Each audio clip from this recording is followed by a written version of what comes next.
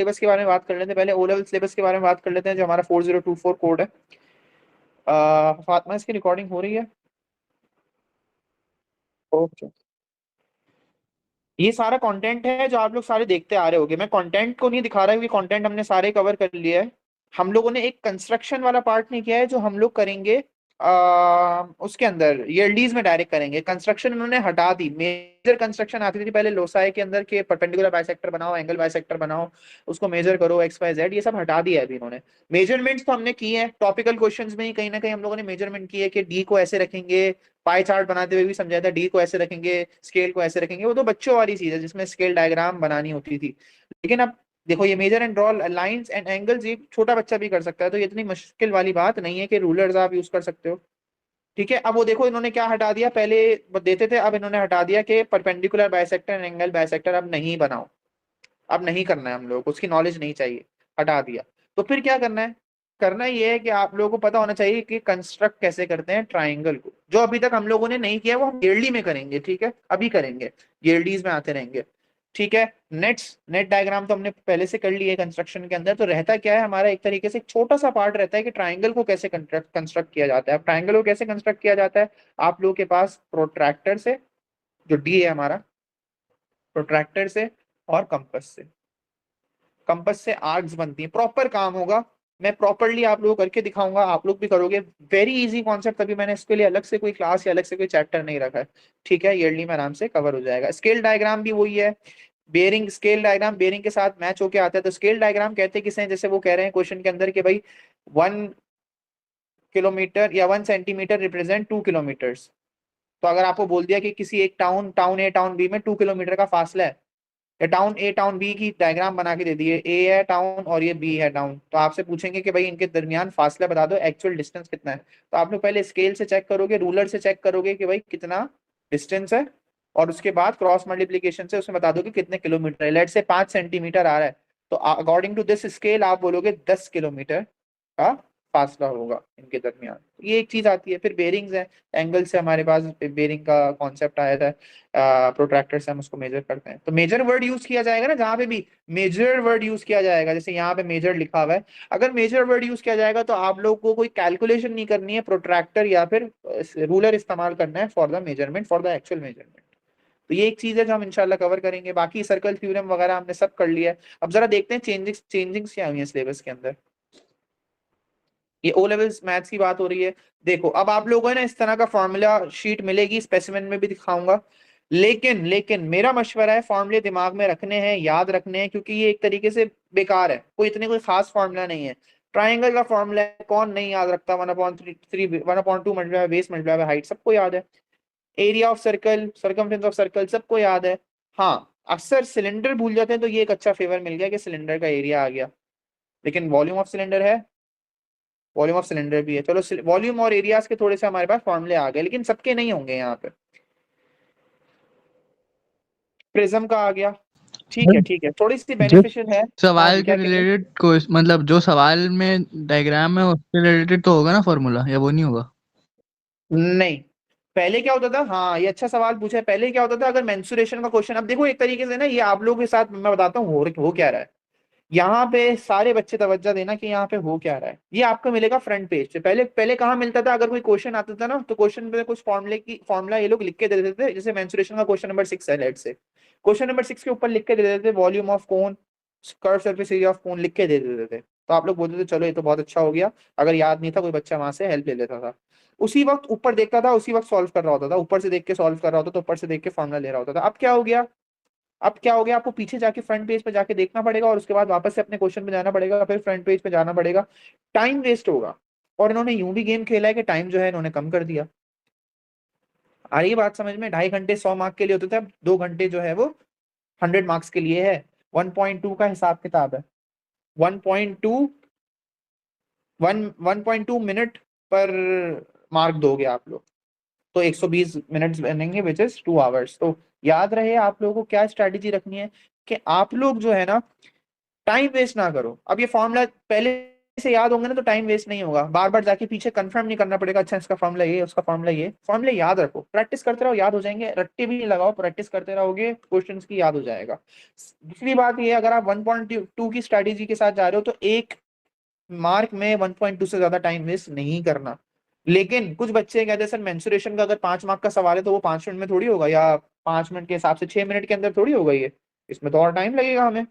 तो फिर आप लोगों को क्या करना पड़ेगा, यूटिलाइज करना पड़ेगा टाइम। कभी कभार 1 मार्क के सवाल ऐसे आते हैं जो 2 2 सेकंड के अंदर नजर आए थे। अगर इंडाइसिस का ये क्वेश्चन नजर आया फॉर एग्जाम्पल, आप लोगों को इंडाइसिस का ये क्वेश्चन नजर आया, 2t का होल स्क्वायर और पावर 0 है, तो आप लोग क्या देते हो आंसर, डायरेक्ट 1। इसको करने में कितना टाइम लगेगा, 1 सेकंड, 2 सेकंड, 3 सेकंड, ज्यादा से ज्यादा अगर बच्चा है तो 10 सेकंड लगा देगा, तो पूरा 1 मिनट यहाँ से बचा लिया उसने, तो वो वहां यूटिलाइज कर सकता है। ये बात समझ में आई कुछ, जो छोटी छोटी चीजें ना उसको फौरन वाइंड अप करो, जो चीजें आप लोगों को लगती है अरे ये तो अभी हो गया, खत्म करो उनको। उसके बाद जो बचेगा ना मेन, जो मेन बच रहा होगा, लेट से आप कह रहे हो मेंसुरेशन के 5 मार्क के सवाल में सर मैं 10 15 मिनट तो लगाऊंगा, 10 मिनट तो लगाऊंगा एटलीस्ट, तो 10 मिनट आप कैसे यूटिलाइज करोगे फिर, इन छोटे छोटों को जल्दी से करके यहाँ से टाइम बचा के वहां टाइम स्पेंड करोगे। समझ में आ रही है बात। तो ये जो फॉर्मूला सीट शीट वाला गेम है, आवाज आ रही है सबको। तो ये जो फॉर्मूला शीट वाला गेम है इस पे प्लीज रिलाई नहीं करना। क्वाड्रेटिक फॉर्मूला मैंने याद करवाया था, वॉल्यूम वाला याद करवाया था, वॉल्यूम ये वाला भी मैंने सारे याद करवाए हुए हैं। ऐसा नहीं है कि कोई न्यू फॉर्मूला आ गया हो, ये रहा आपका साइन रूल, ये रहा आपका कोसाइन रूल। चलो कोसाइन रूल गंदा लगता है तो बच्चे याद नहीं कर पाते, तो कोसाइन रूल यहाँ पे है, लेकिन कोसाइन रूल याद करने की ट्रिक्स भी बताई थी मैंने। नेबरिंग साइड्स को स्क्वायर करना है, फिर माइनस करना है, उन्हीं नेबरिंग साइड को 2 से मल्टीप्लाई करके कॉस से मल्टीप्लाई करना है, ये सारी चीजें मैंने करवाई हुई है। और अगर एंगल निकालने वाला फॉर्मूला भी याद करवाया हुआ था। तो जब आप लोग प्रैक्टिस में वापस आ जाओगे ना तो ऑटोमेटिकली आप लोगों को ये फॉर्मूले याद हो जाएंगे, ए बी साइन सी वाला। तो इसकी ये इतना, फिर इसको ऐसा करो कि इसको इतना यूजफुल नहीं बनाओ। बोलो हाँ दी हुई होगी, हमें हमें नहीं पता, हम अच्छे बच्चे हैं, हम लोगों ने जो है याद किए हैं फॉर्मूले, हमने प्रैक्टिस इतनी की है फॉर्मूले फिंगर टिप्स में हमारे, ऐसे बच्चे बनो। तो फिर आएगा कुछ ना कुछ ग्रेड, फिर टाइम मैनेज भी होगा। क्योंकि अभी मैं बता दूं, फर्स्ट एक्सपेरिमेंट हो रहा है, टाइम कम करके आप लोगों को चेक किया जा रहा है। टाइम कम करके जब चेक किया जा रहा है, बात मान लो हर बच्चा कन्फेशन में पेपर देने के बाद यही कहेगा कि हमें टाइम नहीं मिला यार, पेपर निकल गया, टाइम नहीं मिला, पेपर निकल गया। तो ये मैं बता दूं, टाइम मैनेज करना है तो ग्रेड लेकर आओगे, टाइम मैनेज नहीं कर पाए कुछ एग्जाम छूट सकता है आप लोगों का। तो टाइम मैनेज करना, पैनिक नहीं करना, चलोगे एक दफा गो थ्रू करना पूरे एग्जाम को। उसके बाद जब एग्जाम स्टार्ट कर रहे हो, जो बिल्कुल आपके फिंगर टिप में है, आप देखते हो एनालिसिस आपका परफेक्ट है, बेसिक अलजेब्रा अच्छा है, एक्सपेंशन आसान है, फटाफट फटाफट करके उधर से टाइम बचाओ और दूसरी मुश्किल जगहों पे टाइम इन्वेस्ट करो। तो इसका मतलब क्या है, सबसे पहले ढूंढो कि इजी चीज क्या है पूरे पेपर में, और इजी चीज को वाइंड अप करो। सही है जैद, जैद आपका भी यही कुछ मिलता जुलता ही है, आईजीसीएसई का भी यही है, कोई डिफरेंस नहीं है। तो अभी जरा इसको डिस्कस करके आईजीसीएसई में आया था। Okay sir. ओके, अब यहाँ पे समझो, यहाँ पे क्या कह रहे हैं ये लोग, क्या क्या चीजें ऐड की हैं, क्या क्या चीजें नहीं की हैं, और हम चेक भी कर देंगे क्या वो हमने चीजें की हैं या नहीं की है। New topic added, new topic added में देखो एक्सपोनेंशियल ग्रोथ एंड डीके, उसके फॉर्मूला थे, याद करो। Amount equals to original amount bracket 1 + r/100 power n। अगर किसी बच्चे को कंपाउंड इंटरेस्ट के फॉर्मूले से याद है तो भी कोई मसला नहीं है, लेकिन ये हमारे पास एक फॉर्मूला हुआ करता था। अच्छा, अगर ये एक्सपोनेंशियल ग्रोथ का है, और अगर एक्सपोनेंशियल डीके की बात करूंगा तो यही फॉर्मूला रहेगा, ये डीके है, ये ग्रोथ है। ग्रो इसका बात करूंगा तो 1 - r/100 की पावर n बनेगा, ठीक है, डीके का। सर्ट्स की बात करूंगा तो सर्ट्स में क्या होगा आपके पास, हमने पूरा एक चैप्टर पढ़ा, addition of surds, multiplication of surds, division of surds, rationalisation, simplification of surds, सब कुछ कर लिया है, कर लिया है। किसी को कोई डाउट तो नहीं है कि कुछ रह गया हो सर्ट्स में।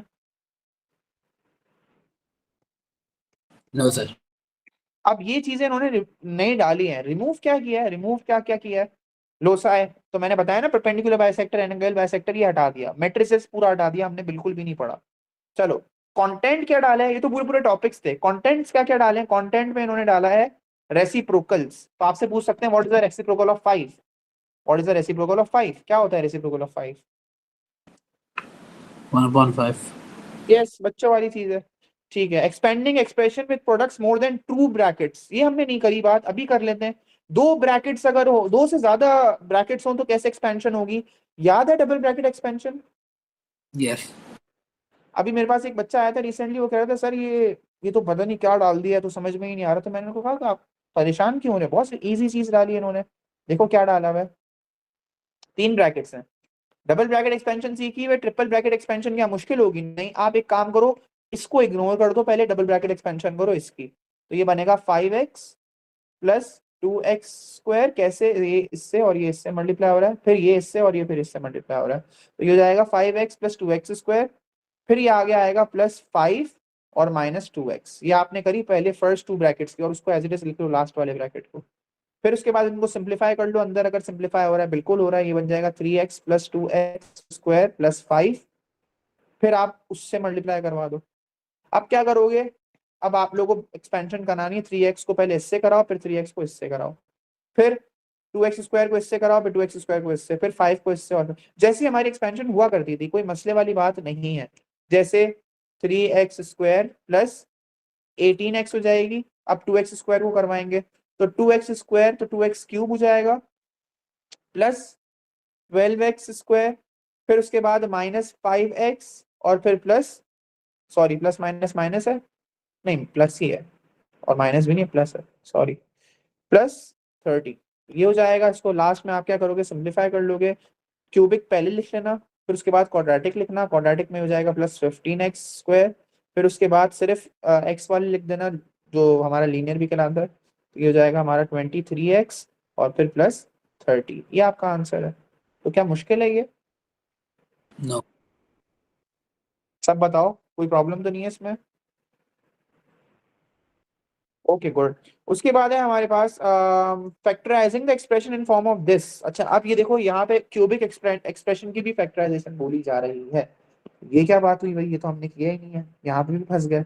इसमें भी टेंशन नहीं लेनी है। आप लोग क्या करोगे, यहाँ पे अगर गौर करो, तो ये ए बी सी की तरफ कुछ डाल देते हैं, लेट से डाल देते हैं 5x³ plus 2x square, example ले लेते हैं, अपनी तरफ से ले रहा हूँ कुछ, +3x = 0। इसको सॉल्व करने के लिए क्या करूंगा मैं, ये चलो इसको ऐसा करते हैं सॉल्व, के आप लोगों को मैं समझा सकूं, कोई अच्छी एग्जांपल लेते हैं। Wait, x³ plus 5x² plus 6x = 0। अब देखो, ये मिडिल टर्म ब्रेकिंग तो हो नहीं सकती। क्यों नहीं हो सकती? क्योंकि क्यूबिक एक्सप्रेशन है, क्वाड्रेटिक नहीं, क्यूबिक इक्वेशन है, क्वाड्रेटिक इक्वेशन नहीं है। यहां तक सबको बात समझ में आई? और क्यूबिक है तो 3 आंसर आएंगे, ये भी पता है आप लोगों को, यस और नो? जी, जी सर। क्यूबिक में 3 आंसर आते हैं ना बेटा। क्यूबिक ग्राफ कैसा बनता है, ऐसा बनता है, Yes. और क्यूबिक ग्राफ अगर ऐसा बनता है तो उसको कट किया जाएगा तो 3 सॉल्यूशंस बनेंगे। तो क्यूबिक इक्वेशन के 3 सॉल्यूशन बनते हैं। अब इसमें कर क्या सकते हैं, चलो मुझे बताओ, फैक्टराइजेशन करनी है, क्या कर सकते हो इसके अंदर, बताओ, कुछ भी बता दो जो दिमाग में आ रहा है।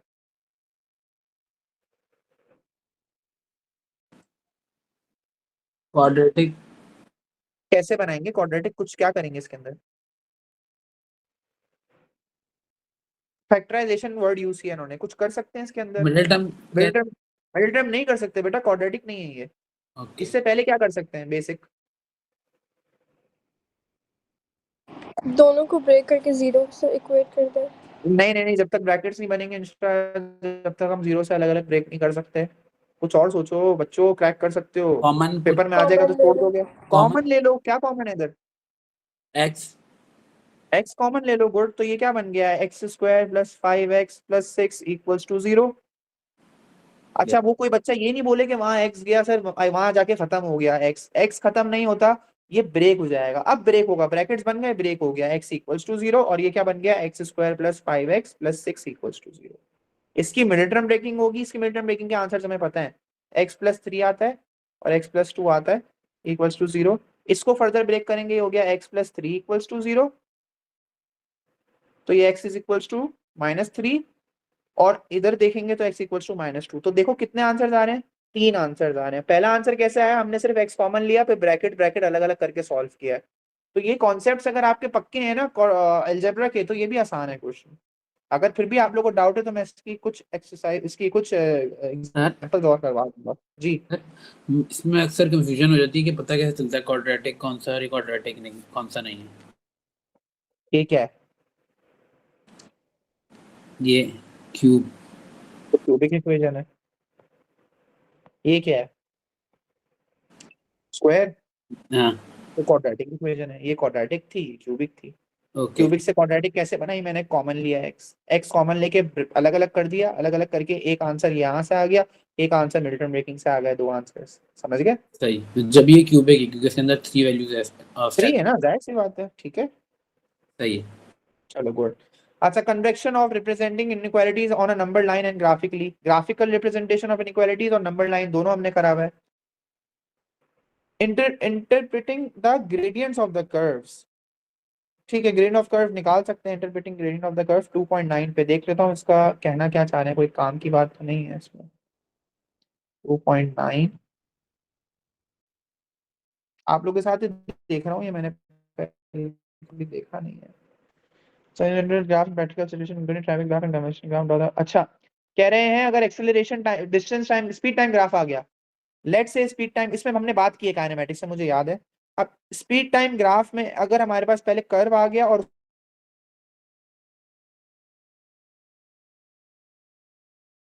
हेलो।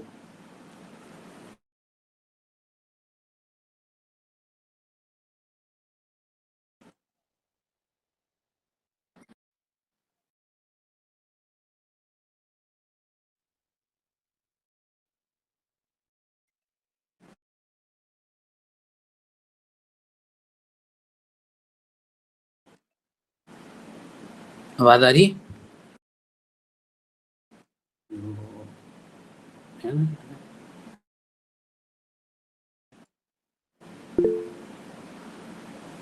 अथर सर को बोलो कि नेट चला गया उनका शायद।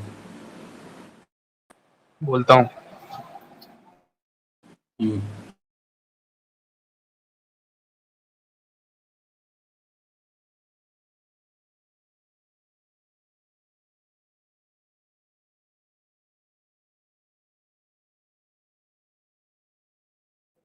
हेलो, कितने टाइम से बाहर था मैं? बस ये बताया था स्पीड टाइम ग्राफ। क्या मसला हो रहा है? बोलो। हम्म, अभी आ, अभी देखो।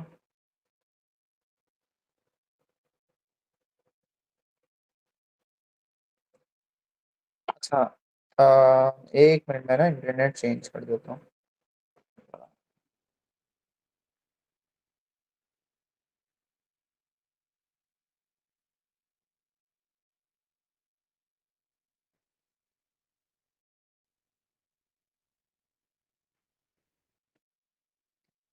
यस, हेलो, आवाज आ रही है मेरी? हेलो। जी सर। ओके।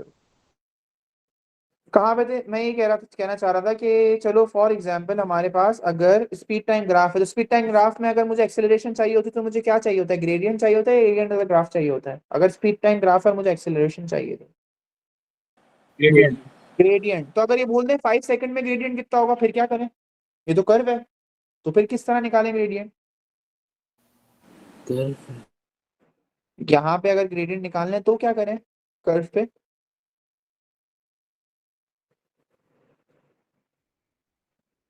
हमने ग्राफ ऑफ फंक्शन से पढ़ा है, जहां पे भी कर्व पे ग्रेडियंट निकलवा रहे होते हैं तो उससे पहले हमें क्या बनाना पड़ता है? इस पे टेंजेंट। टेंजेंट बनाना पड़ेगा। एग्जैक्टली, वैसे एक टेंजेंट बनेगा पहले, टेंजेंट बनेगा, फिर आप उसके अच्छे कोऑर्डिनेट्स उठा के क्या करोगे?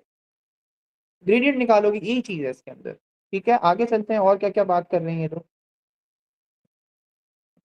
इसमें ज्यादा टाइम नहीं लगाएंगे अपन, इतना टाइम ही निकल जाएगा पूरा। अच्छा जी, और क्या क्या है चीजें? तो ये बात कर ली, फिर कह रहे हैं ग्राफ ऑफ फंक्शंस में अब एक्सपोनेंशियल ग्राफ्स भी आएंगे, हमने बात की हुई है इस पे, हमारे पास है पूरे उसके अंदर ग्राफ ऑफ फंक्शन से पीडीएफ में। ठीक है, drawing and interpreting exponential growth and decay, वही चीज, ये 3.1 जैसे ही है बिल्कुल। Recognizing, sketching and interpreting graphs of a specified function including knowledge of turning points, asymptotes and symmetry where applicable. ये बात की है हम लोगों ने, asymptotes की, symmetry की, sketching के डिफरेंट ग्राफ्स की पहचान, ये सारी बातें की थी हम ग्राफ ऑफ फंक्शंस में। यस अच्छा, ये जो हैप्पी फेस या सैड फेस ग्राफ बनता था क्वाड्रेटिक का, ये पता है क्या कहलाता था? अब आप लोगों ने सिमेट्री पढ़ लिया ना, तो आप लोगों को पता चल जाएगा, ये सिमेट्री ग्राफ कहलाता है। इसका ये और ये शक्ल बिल्कुल सेम होती है, तो ये भी चीज आ गई। अच्छा, साथ ही साथ आ रहा है domain and range. What is domain and range? Functions में पढ़ा था हम लोगों ने डोमेन एंड रेंज। अगर x की सर्टेन वैल्यूज हैं, अगर वो बोल रहे हैं x is greater than equals to 2, तो इसका मतलब है x की 2 या 2 से ज्यादा है। अगर हमारे पास एक इक्वेशन है 5 - 2x, तो हमारे पास fx की इक्वेशन है 5 - 2x या 5 - x है, या इजी रखते हैं अभी, चलो 1 - 1 + x कर देते हैं, बिल्कुल बेसिक पे चलता है। तो ये क्या कह रहे हैं, x की वैल्यूज क्या है, 2 भी है और 2 से बड़ी भी है, तो ये आपकी क्या कहलाएगी, डोमेन कहलाएगी। इस पे भी बात की हुई हम लोगों ने फंक्शंस के उसमें। और अगर वो पूछ ले फाइंड रेंज, भाई रेंज क्या है? रेंज का मतलब होता है y की वैल्यूज क्या है, डोमेन का मतलब होता है x की रेंज क्या है, y का मतलब, रेंज का मतलब होता है रेंज की, y की रेंज क्या है। तो मतलब fx का आंसर्स क्या है, ये कैसे निकलेगा? आप लोग क्या करो, fx is equal to 1 + x की जगह पे डाल दो 2, तो ये जाएगा 3। इसका मतलब है हमारा आंसर भी fx greater than equal to 3 होगा। तो ये आपकी रेंज आ गई, तो वो डोमेन था, ये रेंज है। ठीक है, तो ये 2 क्यों डालना है? 2 इसलिए डालने क्योंकि वो कह रहे हैं x जो है वो 2 है और 2 से बड़ा है। इस हिसाब से हमारा y क्या होगा, y 3 और 3 से बड़ा होगा। ओके तो ये डोमेन रेंज का कॉन्सेप्ट है। डोमेन का मतलब होता है certain values of x, range का मतलब होता है certain values of y। Asymptotes की बात की अपन ने, सॉरी एसिम्प्टोट्स हो गया, कंपोजिट फंक्शंस की बात की हम लोगों ने।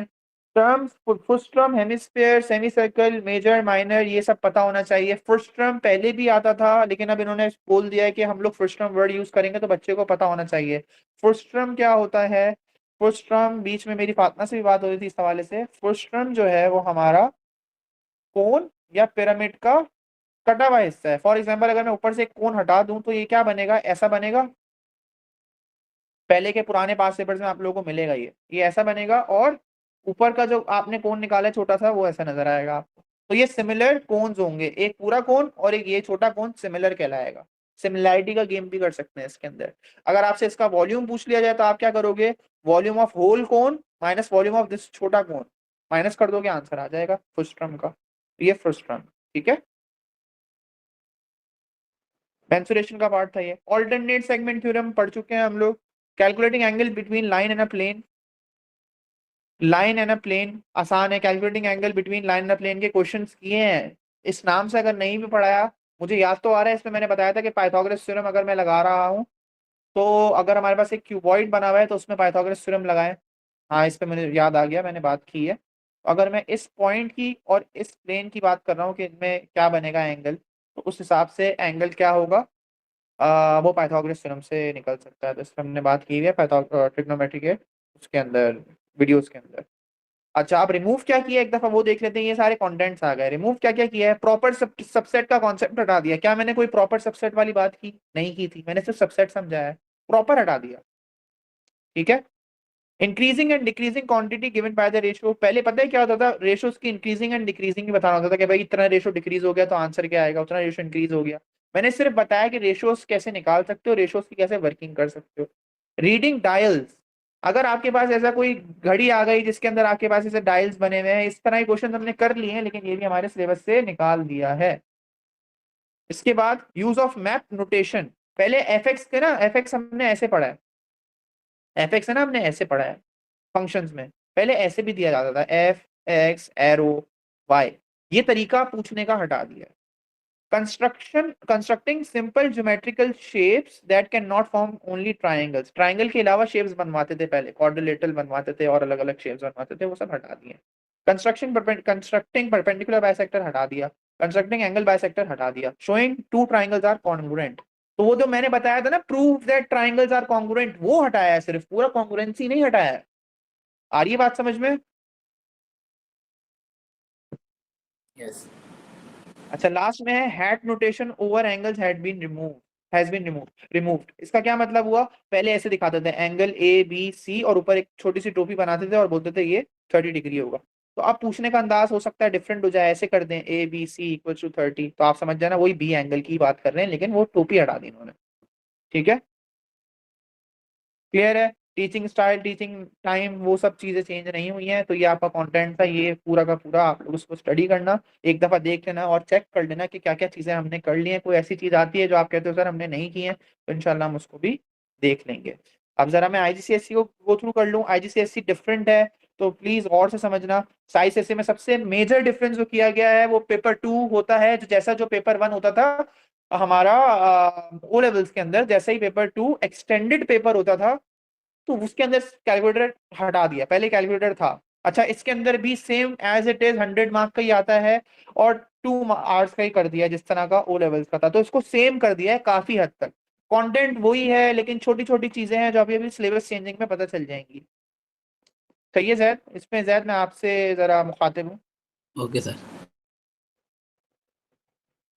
देखो ज्यादा मेजर चेंजिंग नहीं है IGCSE GCE O लेवल्स के अंदर, इतनी मेजर चेंजिंग नहीं होंगी। देखो इसके अंदर भी आपको ये दिए जा रहे हैं फॉर्मूले पेपर 1 पेपर 2 के अंदर। कहाँ है वो पेज? ये रहा। चेंजेस, अच्छा note and guidance drawing the graph as verified expectation guidance, कहाँ पे सिलेबस? हाँ ये रहा, यहाँ से पढ़ना शुरू करेंगे, यहाँ से देखते हैं। Content remove from the core subject, नहीं कोर का हमारा काम नहीं है।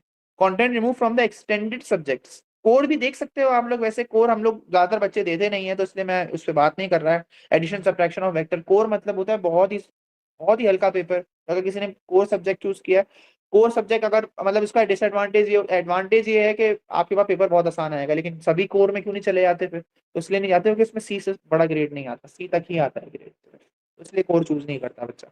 खैर बहरहाल, इसमें क्या कंटेंट रिमूव किया? प्रॉपर सबसेट, उसमें भी किया हुआ था। Linear programming I don't know, मुझे बिल्कुल भी नहीं पता, अच्छा है इन्होंने रिमूव भी कर दिया है। कॉन्ग्रुएंस क्राइटेरिया, तो नॉलेज जो होती थी, मतलब वो हमारे पास कॉन्ग्रुएंसी की वो प्रूविंग हटा दी है, लेकिन कॉन्ग्रुएंसी की नॉलेज अभी भी होनी चाहिए, देखो यहाँ पे लिखी हुई है। सही, डेटा कलेक्शन में स्टैटिस्टिक्स के बारे में बात कर रहे हैं। बॉक्स एंड विस्कर हटा दिया, इवन तो हम लोगों ने पढ़ लिया था जैद, अगर आपको याद हो, जी सर। लेकिन स्टेम एंड लीव अभी भी है। बॉक्स एंड विस्कर हटा दिया, बॉक्स प्लॉटिंग हटा दी है। अच्छा, ऐड क्या किया है? Squares, cubes and roots, surds, ये ग्राफ और फंक्शंस के अंदर जो हमने चीजें पढ़ी थी वो आ गई। डोमेन रेंज आ गया, और ये आपसे आपको डिफर करता है with the O level syllabus. अब आप और O लेवल सिलेबस में एक चीज का फर्क है, वो ये है कि आपको एग्जैक्ट ट्रिक रेशियोज के आंसर्स पता होने चाहिए। जैसे साइन 30 का आंसर पता होना चाहिए आपको। कैलकुलेटर में आपको नहीं मिलेगा कैलकुलेटर, लेकिन आपको पता होना चाहिए साइन 30 का आंसर 1/2 होता है, cos 60 का आंसर भी 1/2 होता है। ये आपको याद होने चाहिए, जैसे मुझे याद है। मुझे याद इसलिए कि मैं बार बार प्रैक्टिस करता हूँ, आपको याद करने पड़ेंगे। ठीक है, बाकी क्या चीज है? बाकी कोई इतना कोई खास चेंजिंग नहीं है। जो मेजर चेंजिंग पढ़नी थी आपने वो O लेवल्स की तरफ से ही देख लिया है। यहाँ पे वही चीजें बार बार फिर रिपीट हो रही हैं। बस मेजर चेंज क्या किया, एक तो कैलकुलेटर जो है वो आप लोग से छीन लिया गया है पेपर 2 के अंदर, और दूसरा काम ये कर दिया है कि सर्च डाल दिया है कॉन्ग्रुएंसी का, वही जिस तरह O लेवल्स के अंदर चेंजिंग सी वैसी चेंजिंग इसके अंदर भी लेकर आए हैं। ठीक है, और एक जो डिफर कर रही है आपको O लेवल से, वो ये है कि आपको एग्जैक्ट ट्रिग्नोमेट्रिक रेशियोज याद होने चाहिए। अब एक बात याद रखना जैद, आपका सिलेबस कंप्लीट नहीं हुआ है, क्योंकि आपके सिलेबस के अंदर एक टॉपिक डिफरेंशिएशन रह गया है, तो मुझे याद दिला देना। इंशाल्लाह कभी आपकी मैं सिर्फ क्लास लूंगा, उसमें डिफरेंशिएशन पढ़ लेंगे। Okay sir. ठीक है, तो यहाँ तक बात हो गई पूरे सिलेबस की। अब हम लोग बात करते हैं स्पेसिमेन O लेवल्स के पेपर की।